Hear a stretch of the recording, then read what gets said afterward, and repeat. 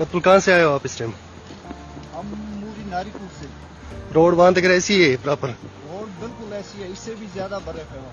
हाँ, आप कहाँ लेकर जा रहे हो इसको? इसको तो सर अभी हमें कबाड़ा लेके जाना है। ये लेडीज है जेंट्स है? लेडीज है। अच्छा अच्छा, अब कुपाड़ा लेकर ऐसे ही जाओगे इसको? जी ऐसे ही ऐसे। रोड पे बर्फ बिल्कुल नहीं उठाई अभी तक? बिल्कुल नहीं उठाई। एक हफ्ता हो गया रोड ऐसे ही बंद है। हाँ लोग परेशान है बिल्कुल। हाँ। बस हमारी यही हालत है, ऐसी है। कोई गवर्नमेंट नहीं आती है यहाँ। किसी ने आज तक बर्फ का कुछ भी यहाँ से नहीं उठाई? कुछ नहीं कुछ नहीं। आप तो देख ही रहे हैं ना, उठाई होती तो वो सामने दिख रही होती।